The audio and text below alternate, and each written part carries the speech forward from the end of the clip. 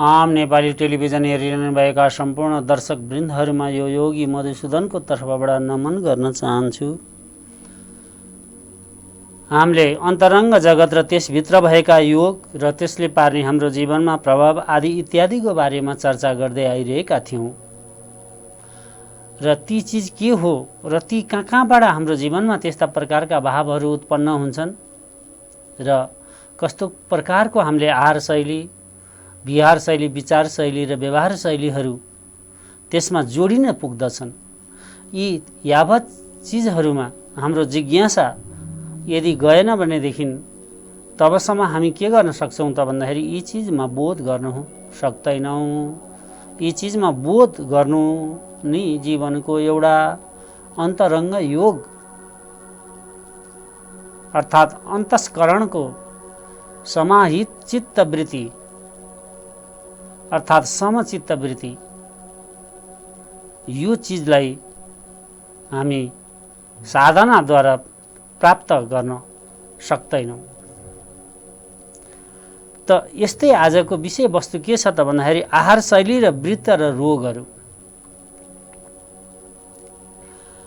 त यहाँ के भन्नुहुन्छ पतञ्जलि भन्न, सत्त शुद्धि सुमानस्यो काग्रेन्द्रिय जायात माम दर्शन योग्यत्वानि च। समाधिपाद 41औं श्लोक। बडा सुन्दर उहाँले यसको चाहिँ वर्णन गर्नुभएको छ। यहाँ कसरी त्यो हामी आरोग्यता पाउँछौँ र हामीले खोजेको त्यो सुख शान्ति कहाँ छ त भनेर चाहिँ उहाँले यो भन्न खोज्नुहुन्छ भनेदेखि यदि हाम्रो चित्त शुद्धि छ, मनको स्वच्छता छ अर्थात् मन पवित्र छ, मन निर्मल छ, मन उमङ्ग छ, मन स्फूर्ति छ र रमाइलो क्षणहरू लागिरहेको छ जीवनमा र एकाग्रता छ,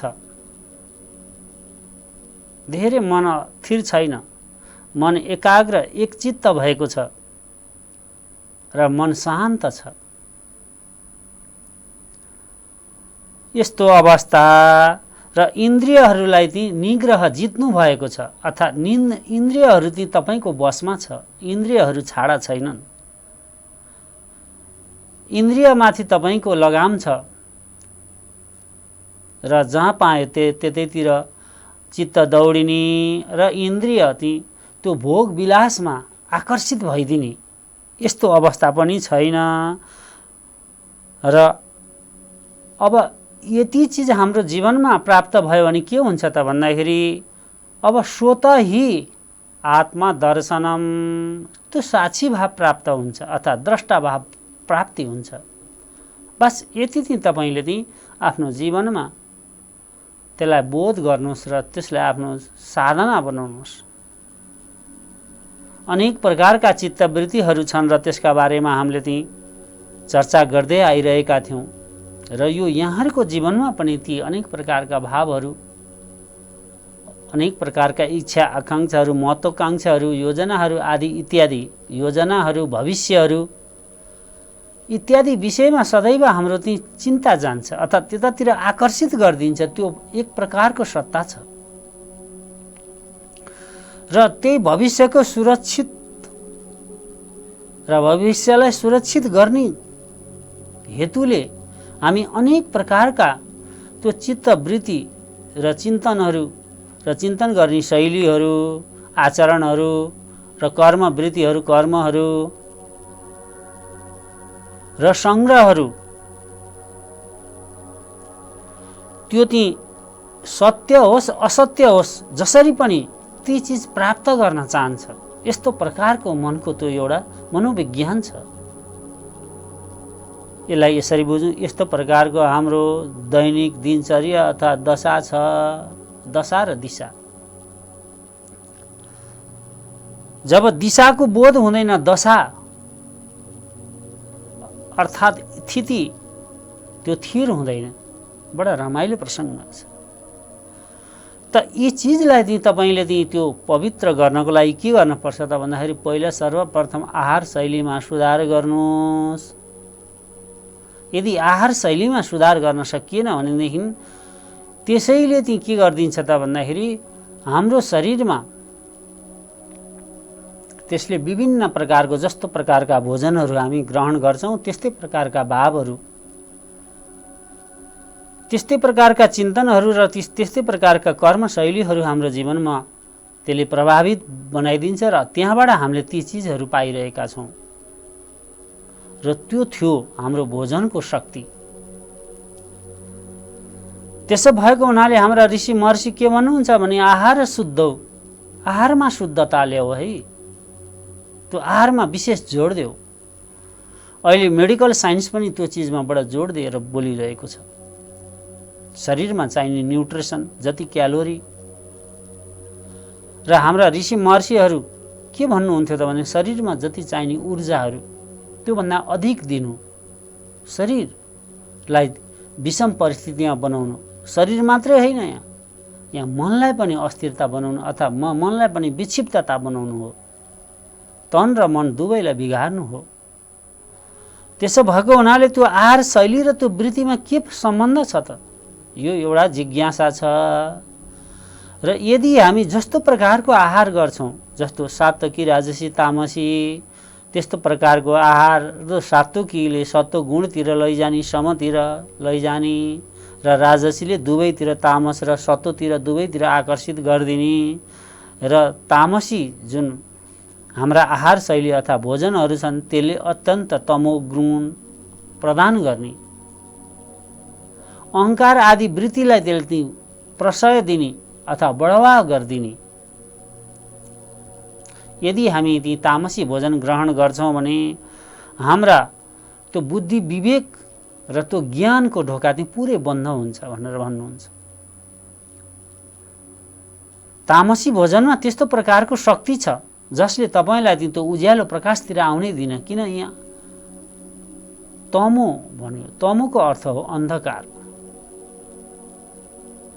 त्यसैले गर्दा तामसी बन्न गएको छ यहाँ।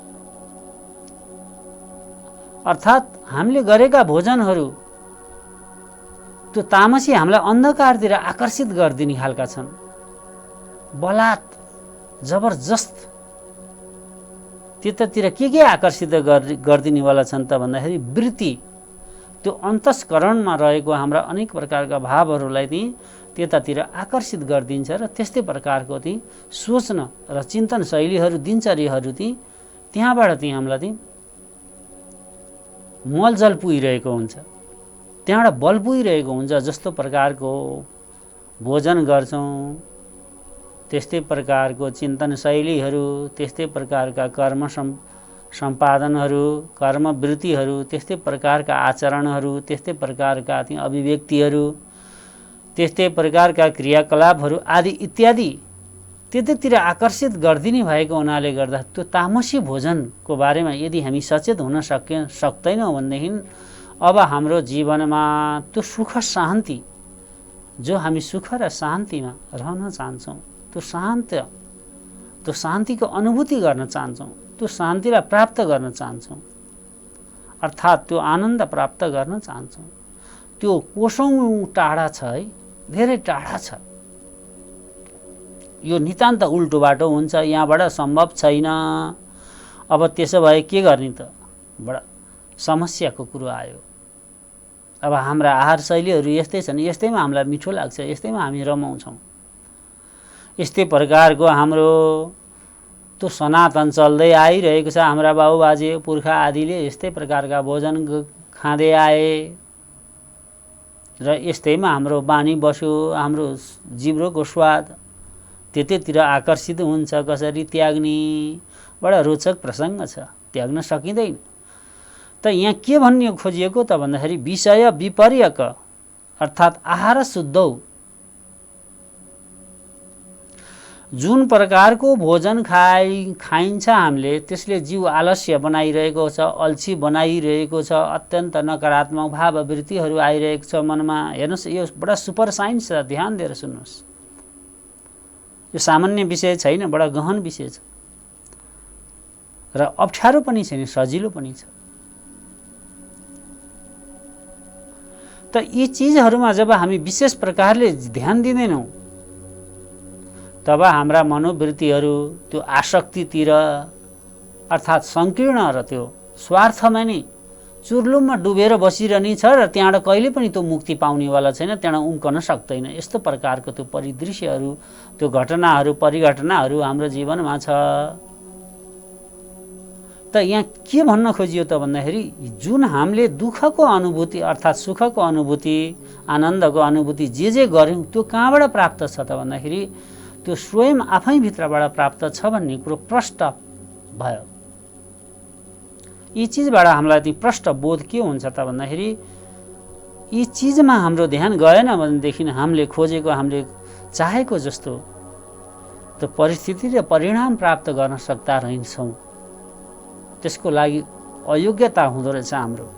त योग्यता के हो त भन्दाखेरि त्यो आहार शैली र त्यसले पार्ने वृत्तिको प्रभावपट्टि जब हाम्रो ध्यान जाँदैन तबसम्म हामी अत्यन्तै अज्ञानमय भएर अनेक प्रकारका दुःखको अनुभवहरू मात्रै हामीलाई हात लाग्नेवाला छ। त्यसले अशान्त बनाइदिनेछ, शरीरलाई असाध्य जीर्ण बनाइदिनेछ, शरीर अत्यन्त रोगी बनाइदिनेछ, शरीर अत्यन्त बलहीन बनाइदिनेछ, शरीर त्यो सामर्थ्य राख्दैन। त्यस कारणले हाम्रा ऋषि महर्षि के भन्नुहुन्छ त भन्दाखेरि शरीरस्यै खलु धर्म साधना। शरीर पहिला यो यसपट्टि तिम्रो विशेष जोड हुनुपर्छ। जे गर्छौँ हामी, चाहे कर्म गरौँ, चाहे आध्यात्मिक क्षेत्रमा साधना गरौँ, अन्य कुनै क्षेत्रमा यात्रा गरौँ, जे गर्दा पनि पहिला के चाहियो त भने शरीर स्वस्थ र स्फूर्ति चाहियो। पहिलो ती आधारभूत कुरा यो हो। र जुन समाजमा जहाँका मानिसहरू स्वास्थ्यपट्टि सचेत छैनन् त्यो समाज कहिले चेतनशील छैन, त्यो प्रष्ट छ।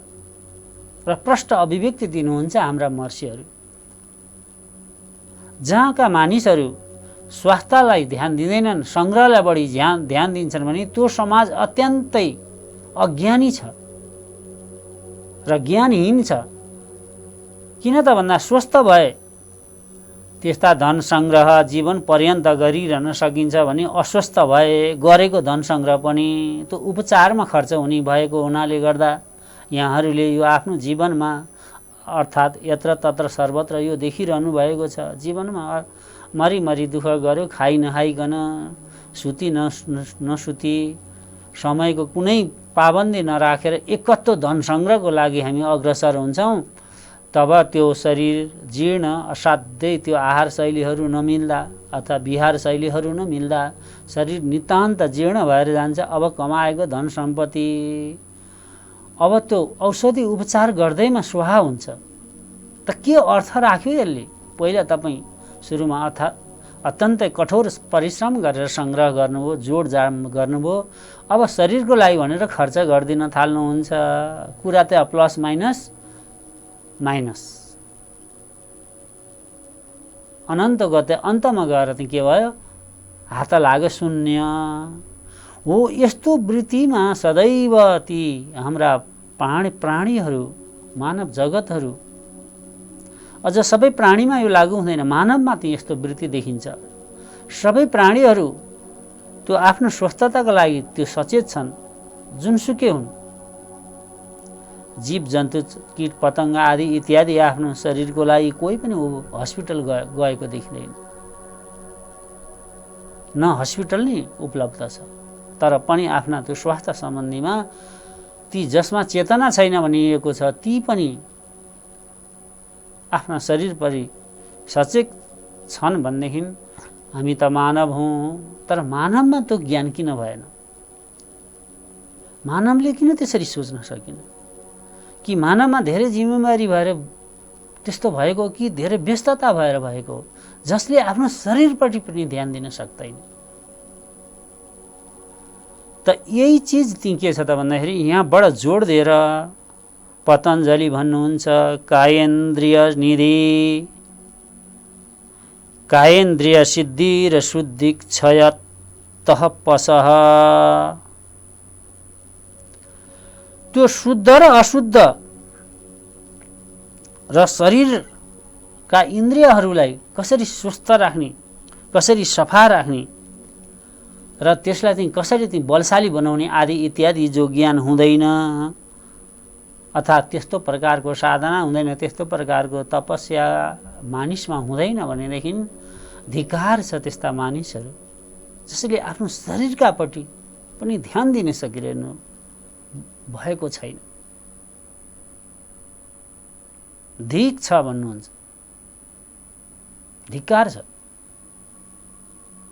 त अब यहीँबाट चाहिँ के छ भने आहार शैली र वृत्ति र अब रोग। उदाहरणको लागि एउटा हजुरहरूलाई म बिन्ती गर्छु, जस्तो आजभोलि अत्यन्त समाजमा त्यो प्रतिशतको हिसाबले भन्दाखेरि लगभग विभिन्न सर्वेक्षणहरूको हामीले सुन्न पाउँदाखेरि 25 देखि 30% मानिसहरू त्यो सुगरका रोगी, मधुमेहका रोगीहरू छन् रे।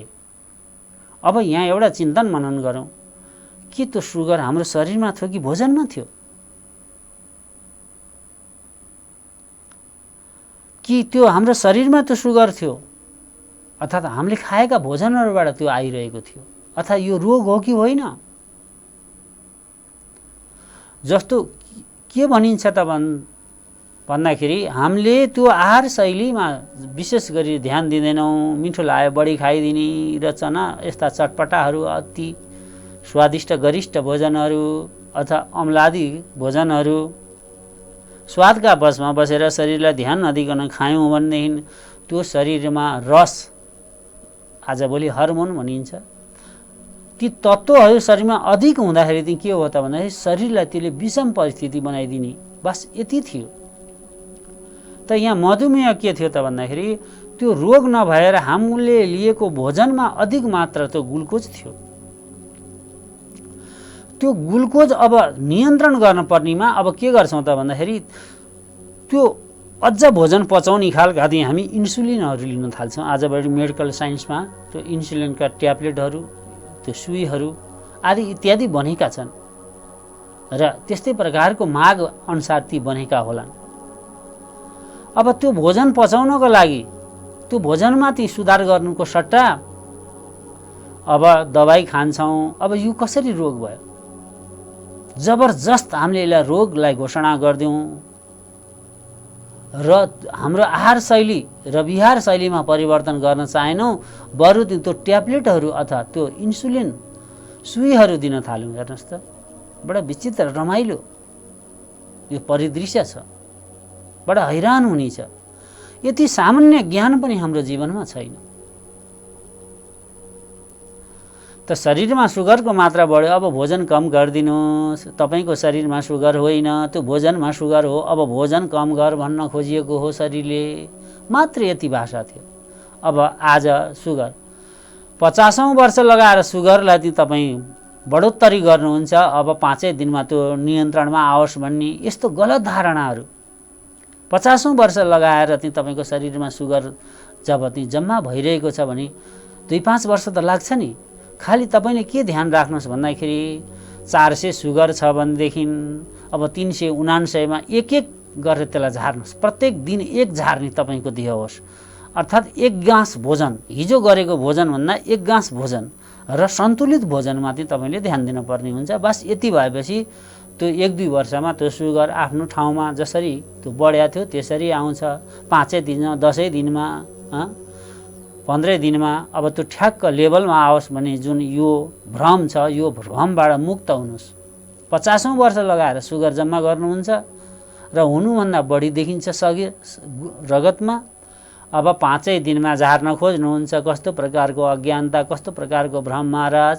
हेर्नुहोस्, एउटा उदाहरणको लागि हो। त्यसरी नै हामी चाहिँ के गरिरहेछौँ त भन्दाखेरि त्यो आहार त्यस्तै प्रकारका ती राजसी र तामसी आहारहरू चयन गर्दाखेरि र अत्याधिक हाम्रो शरीरमा चाहिने शक्ति ऊर्जाभन्दा बढी दिँदाखेरि चाहिँ के छ त भन्दाखेरि शरीरमा त्यसले ल्याउने विषम परिस्थिति, कोशिकामा त्यसले पार्ने प्रभाव, सेल्स अब बढी त्यसमा चाहिँ भार वहन हामीले दिउँ कुनै तत्त्वको भनेदेखि कोशिकाहरू पनि अब थामेर बस्न सक्नेवाला छैन। ती अब उत्पादन हुने मर्ने जुन क्रम थियो, अब मर्नेको क्रम चाहिँ तीव्र हुन्छ र शरीर अब गलित बनाइदिन्छ। त्यस्तो प्रकारको चाहिँ अनुभव हामीलाई नै छ। हामीले नि योग साधना गर्दा गर्दै हामीलाई नि कहिलेकाहीँ त्यो ग्लुकोजको मात्रा बढेको अवस्था छ र त्यसलाई हामीले आहार शैलीबाट बिस्तारै नियन्त्रणमा लिएर ठिक ठाउँमा ल्याएको अनुभव पनि छ हामीसँग बिना दबाई। त यहाँ हजुरहरूलाई के बिन्ती गर्न खोजिएको त भन्दाखेरि सारा त्यो रोगको जड के हो त भन्दाखेरि त्यो त्यही हो आहार शैली, विहार शैली। र त्यो आहार शैली र का कारणले हाम्रा वृत्तिमा पार्ने प्रभाव त्यो अशान्त बनाइदिने, आलस्य बनाइदिने, अल्छीपन ल्याइदिने, दिकदारी आदि इत्यादि त्यो तमो वृत्तिहरू चाहिँ हाम्रो जीवनमा भर दिन्छ र त्यस्तै प्रकारले हामी कसैले बोल्न लायो पनि झर्को लाग्छ, कसैले राम्रो कुरा सुनाउन लायो फेरि पनि झर्को लाग्छ, कसैले आफ्नो इच्छा विपरीत कुरा गर्यो फेरि पनि झर्को लाग्छ, कसैले राम्रो हित हुने कुरा गरिदियो त्यो पनि झर्को लाग्छ, कसैले भलाइ हुने कुरा गरिदियो त्यो पनि झर्को लाग्छ। यस्तो प्रकारको अनेक प्रकारका विसङ्गतिहरू, विकृतिहरू हाम्रो शरीरमा त्यो आउनेवाला छ। त्यस भएको हुनाले गर्दा यी चिजमा तपाईँको सचेतना होस्। लोभका बसमा परेर, स्वादका बसमा परेर शरीरलाई चाहिने भन्दा बढी क्यालोरी अथवा न्युट्रिसन दिने त्यो बानी तपाईँहरूले कन्ट्रोल गर्नुहोस्। होइन भने विषम परिस्थितिसँग लड्न तपाईँ तयार हुनुहोस्। कति सुन्दर भाव छ यसको। मात्र यति भनिएको, शरीर परमात्माले पठाउँदा हामीलाई त्यो स्वस्थ शरीर दिनुभएको थियो, तर हाम्रा त्यहाँ आहार विहार विचार व्यवहार आदि इत्यादिले यो शरीरलाई मात्रै नभनौँ यो मनलाई पनि अशान्त बनाइदिएका छौँ। शरीरलाई अत्यन्त रोगी बनाइदिएका छौँ, अत्यन्त त्यो जीर्ण बनाइदिएका छौँ, अत्यन्त बलहीन बनाइदिएका छौँ। यो हुनुको पछाडि के थियो त भन्दाखेरि त्यो हामीले त्यतापट्टि शरीरलाई कसरी स्वस्थ राख्न सकिन्छ र कस्ता प्रकारका भोजनहरू हामीले ग्रहण गर्दा हाम्रो शरीरलाई अझ ऊर्जा अथवा बलशाली बनाइदिन्छ र कस्ता प्रकारका व्यायाम, कस्ता प्रकारका कर्महरू गर्ने, कसरी दिनचर्यालाई एउटा थापित गर्ने, कति घण्टा काम गर्ने, कति घण्टा सुत्ने, कति घण्टा तपाईँको अध्ययन गर्ने आदि इत्यादि यी चिजहरू चाहिँ हाम्रो जीवनमा क्रमबद्ध हुन सकेन, लयबद्ध हुन सकेन, अर्थात् आजभोलिको त्यो भाषामा भन्दा रुटिन हुन सकेन। जता पायो त्यतै जसले बोलायो त्यतै, जस्तो अवस्था आयो त्यतै कुद्ने, परिस्थितिहरू परिबन्ध भन्ने, आफ्नो जीवनमा त्यो संयमताको धारणा गर्न नसक्दा, जीवनलाई संयमित बनाउन नसक्दाखेरिको अवस्थामा यस्तो विषम परिस्थितिहरू हाम्रो जीवनमा प्रकट हुनेवाला छ, प्राप्त हुनेवाला छ। यही नै हामीले प्राप्त गर्दै आइरहेका छौँ आजसम्म। योभन्दा अरू केही प्राप्त छैन। त्यस भएको हुनाले यतातिर हाम्रो सचेतना, त्यो चेतना चेत होस्, बोध होस्। बडा सुन्दर भाव छ। र त्यही आहारको कारणले गर्दाखेरि अनेक प्रकारका रोगहरू हाम्रो शरीरमा आइरहेको हुन्छ। जस्तो यहाँ उदाहरणको लागि ग्यास्ट्रिक, अपान वायु नभई हुँदैन र अपान वायु चाहिँ अब बढ्यो भने ग्यास्ट्रिक हुन्छ। अब ठिक्क भोजन गरौँ, जति पच्छ त्यति खाउँ र ठिक्क समयमा खाउँ, कसरी त्यो अपान वायु हुन्छ। र खाँदाखेरि सबैको मात्रा, काँचो कचिलोहरूको मात्रा बढाउने प्रयास गरौँ र शुद्ध खालका भोजनहरूको चयन गरौँ, त्यसलाई खोज गरौँ। जति सक्दो काँचा चिजहरू अर्थात् अङ्कुरित चिजहरू, फलफुल, दही, दुधहरू यस्तोमा हामी जोड दिउँ। र त्यो पनि कति दिउँ भन्दा जति शरीरलाई त्यो ऊर्जा आवश्यकता पर्छ त्योभन्दा बढी नदिउँ। यदि त्यसो गर्न सकेनौँ र त्यसमा हाम्रो संयमित हुन सकेन अर्थात् कन्ट्रोल हुन सकेन भनेदेखि अब अथाह रोगसँग हामी लड्नको लागि तयार हुनुपर्छ। अथवा अनेक प्रकारका रोगले अब हामीलाई ग्रसित गर्नेछ। ग्यास्ट्रिक, कब्जियत, ढाड दुखाइ, कम्मर दुखाइ, मधुमेह, ब्लड प्रेसर, थाइराइड आदि अनेक, माइग्रेन, कति भनौँ अनेक प्रकारका नाम छन्। र कुनै तत्त्वको बढी हुँदाखेरि अर्को तत्त्व कम हुन्छ शरीरमा। त्यसो भएको हुनाले भिटामिन एबिसिडी आदि इत्यादि अहिले त नामाकरण भएको छ, सजिलो छ। हेमोग्लोबिन आदि इत्यादि जे जसरी नामाकरण गरिएको छ ती सबै रसादीहरू हुन्। ती चिजको नामाकरण हुन पनि पर्ने थियो, भएको छ, बडा सुन्दर छ यो। अब ती चिजमा हाम्रो ध्यान जाओस्, कति कुन शरीरमा कुन तत्त्वको मात्र हुनुपर्छ र कुन भोजनबाट कसरी प्राप्त गर्न सकिन्छ, यी चिजको हेक्का राख्दै शरीरलाई स्वस्थ राख्नुहोस्। र त्यो शरीर स्वस्थ, यदि हामी स्वस्थताको लागि हामीले ध्यान दिन्छौँ भने अब हाम्रा खल्तीका पैसाहरू जाँदैनन्, हाम्रा खल्तीका पैसाहरू उपचारमा गएनन् भने त्यो राष्ट्रको पैसा पनि बचत हुन्छ, त्यहाँबाट बचत हुन्छ। होइन भनेदेखि हाम्रा खल्तीका पैसा कुनै एउटा सङ्घ संस्थामा गयो, अब त्यो पैसा चाहिँ विदेश गयो, हाम्रो शरीरलाई नि बिगारिरहेका छौँ, हाम्रो अर्थतन्त्रलाई नि बिगारिरहेका छौँ र हाम्रा भूमिकाहरू, हाम्रा नैतिक जिम्मेवारीहरूबाट पनि हामी च्युत भइरहेका छौँ। यस्तो प्रकारको बडा सुन्दर आजको प्रसङ्ग छ। यी चिजमा समग्रतामा हामीले त्यो विवेक पुर्याउनु पर्दछ।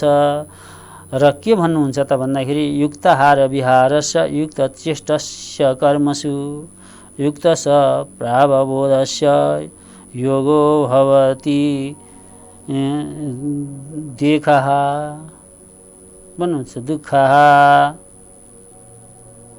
आदि।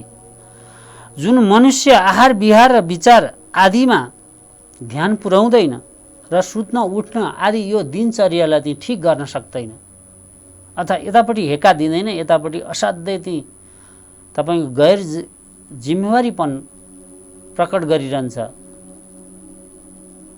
अर्थात् यतापट्टि कुनै प्रकारको ध्यान दिँदैन भनेदेखि त्यस्ता मानिसहरू र त्यस्ता नियममा नबस्ने मानिसहरूको अब जीवनमा अत्यन्तै विषम परिस्थिति हुनेवाला छ, भगवान श्रीकृष्ण गीतामा भन्नुहुन्छ।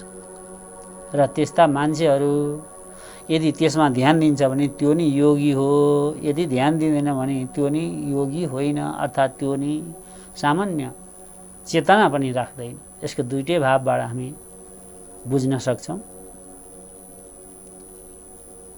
त यस्तो प्रकारका हाम्रा महापुरुष अथवा भगवान स्वयंले पनि अभिव्यक्ति दिइरहनु भएको छ। यस्तो प्रकारका उद्गारहरू हामी पाउँछौँ। त्यो धेरै अगाडि सोचिएका थिए यी चिज, तर त्यो चेतनाको अभिवृद्धि हुँदै जान पर्ने थियो। तर यहाँ त के छ त भन्दाखेरि हिजो भएको चेतनामा पनि अहिले कमी देख्दाखेरि मलाई पनि बडा हैरान बनाइदिएको छ, म पनि हैरान हुन्छु। चेतनाको त वृद्धि हुँदै जान पर्ने होइन र? हिजोको भन्दा आजभन्दा भोलि राम्रो हुँदै जान पर्ने, तर यहाँ चाहिँ के छ भने ब्याक गियर लाए जस्तो पछाडि हट्दै गइरहेका छौँ। आजभन्दा 5000 पूर्व वर्षका मानिसहरू यति गहिराइसँग सोच्न सक्दा रहेछन् भनेदेखि हामी 21औं शताब्दीको मानिसहरू सामान्य स्वास्थ्यपट्टि पनि ध्यान दिन नसक्ने कस्तो अवस्था हो, कस्तो विडम्बना हो, कस्तो परिस्थिति हो। यसपट्टि सबैको सचेतना ध्यान जाओस् भन्दै मेरा आजका यी वाणीहरू यी विश्राम दिनेछु। हरि ओम तत्सत् तत्सत् तत्सत्। सर्वे भवन्तु सुखिनः, सर्वे सन्तु निरामय, सर्वे भद्राणि पश्यन्तु मा कश्चित् दुःखभाग् भवेत्। असतो मा सद्गमयः, तमसो मा ज्योतिर्गमयः, मृत्युर्मामृतं गमयः। ओम शान्ति शान्ति शान्तिः।